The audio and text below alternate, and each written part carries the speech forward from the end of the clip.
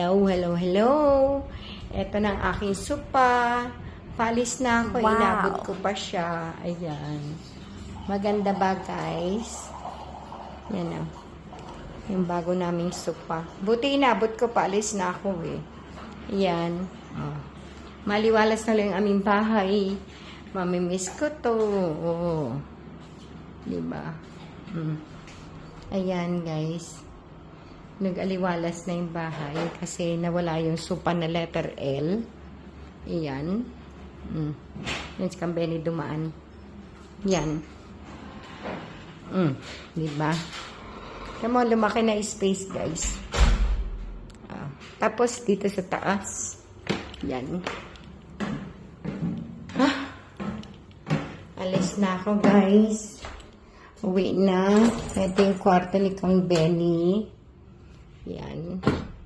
Malinis na rin. Ito yung kwarto ni Mariam. Yan. Dito siya nagka-kwarto eh. Pagka andito siya. Yan. Tapos, dali lang yung kwarto ko. Makalat pa rin yata. Yan ang kwarto ko. Yan. Yan. Yan. Ayun yung dadalhin ko pa. Tapos, andito pa yung ayun palang CR. Andito yung bagahe ko. Nandito pa rin.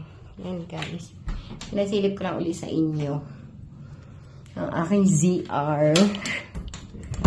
Tapos, meron pa dito. Ito, ginawa ng wardrobe to eh. Yung sampayan ng, hangiran ng damit ko. Ayan. Open siya. Yan. Yan, guys. Yan. So, malapit na.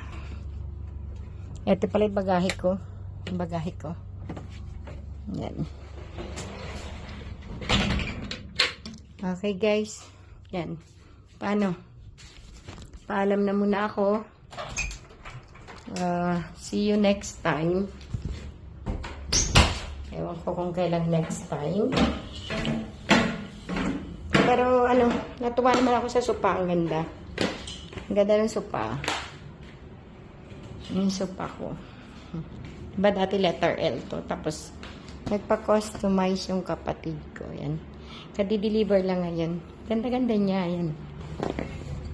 Yan yung tsura niya. So, guys. So, see you next time. Till next time. Siguro kasama ko na yung aking asawa. Yung mga collection ko. Yan. Okay, guys. Lumakalaki yung sala namin. So, see you next time, guys. Bahala na. Nung kailan uli. Okay, bye-bye. Bye, guys.